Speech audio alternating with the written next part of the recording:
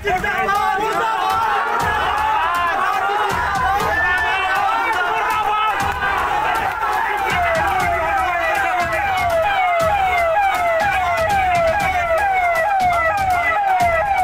राम के अनुयायी नहीं है, राम के भक्त नहीं है, ये कालनेमी के भक्त हैं। आपको कालनेमी की कथा पता है?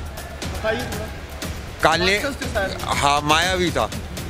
उनसे जय हनुमान ज्ञान गुण सागर, ज्ञान के देवता हनुमान जी भी जब वहाँ पहुँचे संजीवनी बूटी लेने, तो वो राम नामी ओढ़ के माला जपता मिल गया। उससे पूछा तो उसने कहा कि तालाब में नहा लो, उसके बाद मैं तुम्हें बता दूंगा। वहाँ एक मगरमच्छ था, अप्सरा थी श्रापित मगरमच्छ बन के, वो सबको खा जाती थी। तो उसने सोचा हनुमान का भी काम यही कर देगी। लेकिन जब हनुमान जी ने उसे मारा, उसे मुक्ति दी, तो उसने कहा कि है हनुमान, अंदर राम भक्त नहीं बैठा, अंदर काल नेमी बैठा है, रावण का चेला। तो जब हनुमान जी धोखा खा गए, तो ये कलयुग में अनपढ़ जनता, जिसकी मिट्टी में राजनीति भगवान डालना भूल गया, अगर वो इन गुजरातियों के बहकावे में आ गई तो कोई बड़ी बात नहीं है। पर हिंदुस्तान को और किसी की तमीज़ हो या ना हो, उसे सच झूठ की, अच्छाई की, बुराई की, धर्म अधर्म की बहुत अच्छी पहचान है। मैं आज भी देखता हूँ इन लोगों के बीच में बैठता हूँ, तो हाईकोर्ट में तो मुझे ये नहीं माहौल मिला, मेरे को परिवार की तरफ से भी ये माहौल नहीं मिला था।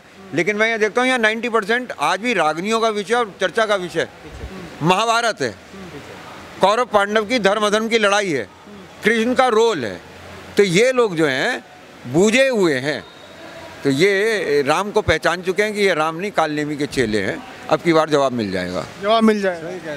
तो आखिर जो 9 महीने से ये प्रजा बैठी है और राजा लखनऊ में बैठा है और कहता है लखनऊ में आइएगा तो ध्यान से आइएगा, नहीं तो बक्कल तार दिया जाएगा, ये कैसी भाषा है एक राजा की? देखिए, आप भी, मैं आपको एक बात बताऊं, आप कोई बहुत टॉप के तो मीडिया है नहीं जो आपके पास बिल्कुल अंदर की खबर आए। मैं वकील हूं और इंडियन एविडेंस एक्ट पढ़ा हुआ हूं। उसमें इंटेंशन जो है वो कर्मों से पता चलती है कि इसके क्या करने की क्या मंशा क्या है। यूपी इलेक्शन को जा रहा है, कोई भी मुख्यमंत्री इलेक्शन के साल में अशांत राज्य नहीं चाहेगा। बार बार जगह जगह पर इस तरीके की अशांति, पुराने मुद्दे जैसे हिंदू मुस्लिम, आप सोशल मीडिया पे देखिए, अचानक जो है फ्लो बढ़ गया है हिंदू मुस्लिम वाला, अब फिर वो जिन्ना याद आने लगा है। तो इस तरीके की घटनाएं ये करी जा रही हैं, क्यों? इसी गाजीपुर बॉर्डर पे कुछ गाड़ियां आई थी बीजेपी के समर्थकों की, उन्होंने आके बदतमीजी करी, प्रोवोक करने की कोशिश करी। वो किसके भरोसे पे यहाँ आए थे? सरकार में कोई ना कोई ऐसा है जो योगी जी को अशांत राज्य देना चाहता है। उसकी गारंटी थी, बेटे जाओ उत्पात करो, पुलिस कुछ नहीं कहेगी। लेकिन मैं इन दोनों से एक बात कहना चाहता हूँ कि तुम्हारी अपनी इंटरनल पॉलिटिक्स के बीच में किसानों को इन्वॉल्व मत करो। ये मेरी मुफ्त की सलाह है, नेक सलाह। गप्पू पप्पू लड़ रहे हो, लड़ो, गप्पू टकलू लड़ रहे हो, खूब लड़ो, पर भर के छत्ते पे ईंट मत मार देना, दोनों सूझ जाओगे। ये मेरी इनको मुफ्त की सलाह है। और योगी जी तो ऐसा बिल्कुल चाहेंगे ही नहीं, तो उनको देखना चाहिए कि उनके साथ क्या राजनीति खेली जा रही है। अच्छा, आप एक वकील हैं, तो बताइए, कानून की जो यूपी की कानून व्यवस्था है उसमें कहा जाता है कि जो भी क्राइम रेट है, महिला सुरक्षा हो, चाहे बहुत सारे जो मुद्दे हैं जो मतलब कानून व्यवस्था से जुड़े हो, शासन प्रशासन जनता के साथ कैसे डील कर रहा है, उसमें यूपी अव्वल नंबर का है। क्राइम रेट बिल्कुल जीरो है, कहीं दिक्कत नहीं है। एक वकील कैसे देखते हैं? देखो, ये इंग्लिश में बोलूँ, यहाँ की भाषा में बोलूँ तो फर्जीफिकेशन है। और ये किस लेवल का होता है इसका भी आपको एक अंदाज़ा दे दूँ। अभी गंगा जी में सैकड़ों लाशें मिली, हजारों किनारों पे दबी हुई मिली। हर डीएम ने कह दिया पीछे से बह के आई हैं, पीछे से बह के आई हैं, पाकिस्तान से आ रही हैं क्या? और हर एक मरने वाले पे कम से कम 5 सिसकने वाले, रोने वाले जरूर होंगे।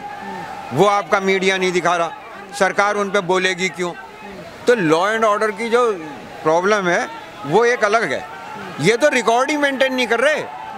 पिछले 3 साल का आंकड़ा दे दें कि किसानों ने, कितने किसानों ने आत्महत्या करी। इनसे पूछा, पुराने दे रहे थे, भाई क्यों? बोले अब तो हम रख ही नहीं रहे। लेकिन एनसीआर भी कहता है कि यूपी क्राइम रेट में नंबर 1 है। तो एनसीआर भी कहता है कुछ अलग डाटा, यूपी सरकार कुछ अलग कहती है, तो भरोसा किस पर करे जनता? देखो, जनता के भरोसा करने की जो वजह हो सकती है, जैसे मैं हूँ, अब मुझे इन दोनों में आंकड़ों में से किस पे भरोसा करना चाहिए?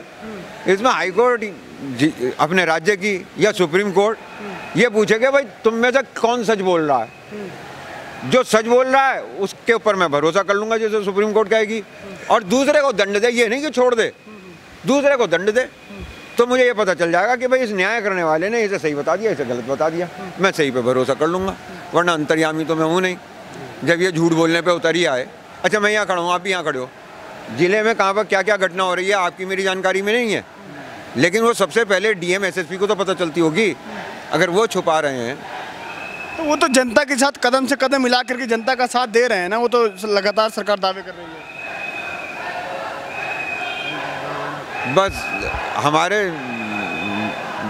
जख्मों पे मलहम की जगह नमक ना लगाया करो।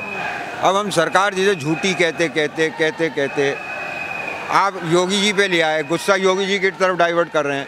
हम यहाँ काले कानून के विरोध में हैं, वो मोदी जी की देन है। नहीं, यूपी में चुनाव है तो लगातार किसान संगठन कह रहा है कि हम विरोध करेंगे इनका। मैं वहाँ पहुँचा, मुझे योगी जी के 100 में से 50 नंबर मिले, हो सकता है दे दूँ, लेकिन जब मोदी की कॉपी साथ आती है तो इनके मिलते हैं -50, तब कैसे दे दूँ? तो वही मोदी जी यूपी चुनाव में प्रचार करने भी आएंगे। उनका माना जाता है कि उनका चेहरा बहुत खेल बदलने वाला चेहरा होता है, लोग उनको सुनते हैं, सुनने भीड़ लगती है। तो क्या लगता है जो आप कह रहे हैं -50 वाला जो आंकड़ा कह रहे हैं आप, वो यूपी की जनता कैसे देखेगी उनको? ये तो चाटुकारिता की हद है। सारे नेता जो, अब जैसे स्मृति ईरानी है, अगर वो जय जयकार नहीं करेगी तो वो मंत्रिमंडल में कैसे रहेगी, उस पर क्या योग्यता है? क्योंकि योग्यता का मंत्रिमंडल में रहने से कोई लेना देना नहीं है। ये आपको पता चल गया होगा रविशंकर प्रसाद जी के इस्तीफा मांगने से। तो नहीं, मोदी जी का चेहरा यूपी चुनाव में कितना प्रभाव डालेगा? बहुत बढ़िया प्रभाव डालेगा, सब बहुत बढ़िया लेगा। आप ही आइए, आगे आइए थोड़ा। नहीं आइए ना, थोड़ा आगे बात करते हैं यूपी चुनाव को लेकर। ये सवाल का जवाब पूरा हो जान दो कि मोदी जी की इस चुनाव के ऊपर क्या प्रभाव पड़ेगा। उनका स्वागत है, बंगाल का परिणाम बता रहा है उनके पहुंचने से क्या होता है। और तो और चाहे कितनी भी बेईमानी करके बिहार में कुछ भी कर लिया हो, लालू प्रसाद जी के दोनों सुपुत्रों ने ये दिखा दिया, तेजस्वी यादव ने ये दिखा दिया कि वो इन सब पे भारी पड़ गया। वहाँ मोदी जी का कैसा प्रभाव पड़ा जाने से, वो यूपी आएंगे तो वो एक लात मारने का काम करेंगे योगी में और बीजेपी में। तो उनका स्वागत है, वो आए। मतलब बीजेपी, मतलब योगी जी, मोदी जी का चेहरा मतलब बीजेपी के लिए खतरनाक साबित होगा, माइनस पॉइंट ले आएगा। अभी तो मैं कह रहा हूँ, आप साल भर के अंदर देखिएगा। साल भर पहले मैंने कहा था बाइकआउट जियो, उस पर इनकी चीख निकल गई। शाहीन बाग की स्पीच सुनिए मेरी, पिछले साल फरवरी में कह दिया था बाइकआउट जियो। अब की कह रहा हूँ मैं, मोदी जी आए, अपना प्रचार प्रसार करें। इनके सेठ साल भर के अंदर अंदर इनके दोस्त इन्हें हॉट पोटैटो गरम आलू की तरह छोड़ देंगे। अभी ये एसेट हैं, लाइबिलिटी बनने दो। यही बीजेपी लात मारेगी, यही आरएसएस लात मारेगी और यही गुजराती सेठ लात मारेंगे। उन्हें धंधा प्यारा है, दोस्ती नहीं। तो ये लाइबिलिटी बनने दो, बेफिक्र रहो, उन्हें आने दो, स्वागत करेंगे। आप बताइए, आप किसान हैं, 9 महीने से यहाँ पर बैठे हैं और यूपी में लगातार योगी जी कह रहे हैं कि राम राज्य है, किसानों का सम्मान करने जा रही है 25 तारीख से बीजेपी। तो क्या लगता है कितना वो कौन से किसान होंगे जिनका सम्मान होगा? आप लोग यहाँ बैठे हैं, कैसे देखते हैं ये? मतलब समझा नहीं मैं। बीजेपी 25 तारीख से गांव-गांव जाकर के किसानों का सम्मान करेगी, तो वो कौन से किसान है जिनका सम्मान होगा? इनकी तो तलाश में बच्चे गाँव में, इनकी तो गांव में तलाश में बच्चे, ये हमें इनका ऐसा सम्मान करें कि ये फिर आने की हिम्मत ना करें गांव में तलाश में। तो कह रहे हैं हम 350 सीट जीतने वाले हैं यूपी में। वे उनके तो झूठ बोलने की, धरती पर लौटने की, झूठ बोलने की कोई मियाद नहीं होती। आप ही बोल लो, चलो ठीक, इन्हें दे दो, 1 मिनट। क्या लगता है सर, यूपी चुनाव आने वाला है, लगातार होर्डिंग बैनर लग रहे हैं दावे के कि सरकारी नौकरी नंबर 1, रोजगार नंबर 1, स्मार्ट गांव, स्मार्ट सिटी, रोजगार, कानून व्यवस्था, तो कैसे देखते हैं आप? बोलते हैं भाई ये मोदी का तो झूठ बोलने का काम है और तुम्हारा दिखाने का काम है। ये देखो, एक मैं ये लेके आया हूँ, अपने पास है, मेरे पास नंबर 1 यूपी। तुमने नहीं, आप लोग नहीं सर्च करते इस चीज़ पे भाई नंबर 1 है या नहीं है। ये नंबर 1 स्मार्ट सिटी का नाम दे दिया, स्मार्ट सिटी बना दिए। कहाँ पे अवार्ड मिल गया ये आप लोग नहीं इसको देखते, कहाँ पे मिल रही इसको अवार्ड? जनता में इतना आक्रोश क्यों है? जनता नाराज क्यों है? नाराज, झूठ बोल रही, जुमलेबाज सरकार है, इसलिए आक्रोश है। कोई काम नहीं कर रही, धरातल पे कोई काम नहीं है इसका। सिर्फ अपने जुमले फेंकने हैं, इन्हें झूठ बोलना है, झूठ की एक मशीन इनकी बन गई, बस वो खाली डायलॉग बाजी करनी है। नंबर 1 स्मार्ट सिटी, कोई स्मार्ट सिटी बनाई?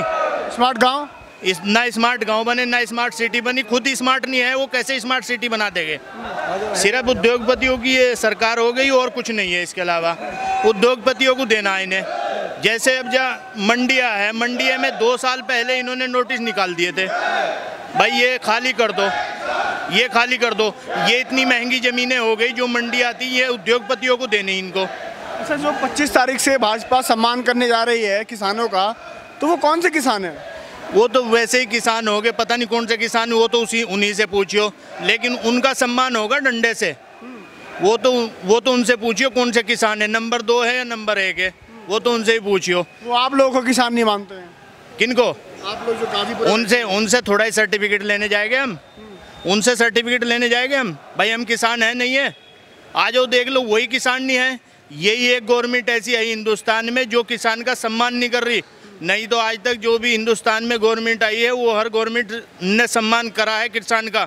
ये किसान का सम्मान नहीं कर रही। ये तो हर आदमी को कह रही है, जो भी बड़े बड़े उद्योगपति है सबके पास एजेंसियां छोड़ रही है सबके पीछे। एक किसान बचा हुआ है, इसको भी यूँ सोच रही किसी ना किसी तरह इसे लपेट दे। कितनी सीट जीतने आ रही है बीजेपी यूपी में? बीजेपी तो 50 से नीचे रहेगी अब की बार। जरा आ जाए, अभी मुजफ्फरनगर का देखो, आज का ही एक मलिक करके है, उसके ऊपर डंडे पड़े, ये मेरे पास है इसमें फ़ोन में, आज ही ऐसा हुआ। गांव में बीजेपी वाले जाएंगे, आप लोग डंडा मारेंगे? तो आने तो डंडा क्या, सब चीज़ मारेंगे, उनका ट्रैक्टर भी है, हमारे पास डंडे भी है, सारी चीज़ है। वो कहेंगे कानून व्यवस्था हाथ, किसान है या नहीं है? हम वो कह रहे कानून व्यवस्था आप लोग हाथ में लेंगे। किनके? हम क्यों लेंगे? वो ले रहे कानून व्यवस्था तो हाथ में, हम क्यों लेंगे? हम तो कानून से चलने वाले आदमी है, किसान आदमी है। अन्नदाता बताती है, एक तरफ तो अन्नदाता बता रही है किसानों को, एक तरफ उनकी बेइज्जती कर रही है। यहाँ पर लगातार जो यहाँ पर मौजूद थे, यूपी चुनाव को लेकर के चर्चा हो रही थी, कानून व्यवस्था को लेकर के चर्चा हो रही थी। बहुत सारे मुद्दे हैं जिनको लेकर के वो सभी आंकड़े जिन पर एक सरकार को तौला नापा जाता है कि उस आंकड़ों पर सरकार कितना फिट बैठती है, सभी आंकड़ों पर हम तौल नाप जोख रहे हैं, रिपोर्ट कार्ड बना रहे हैं कि आने वाले यूपी चुनाव में बीजेपी कैसा प्रदर्शन करने वाली है। क्या उसका जो 350 सीट का सपना पूरा होगा या कोई और विपक्षी पार्टी आकर के यूपी में राज करेगी? लगातार बने रहिए हमारे साथ। नमस्कार।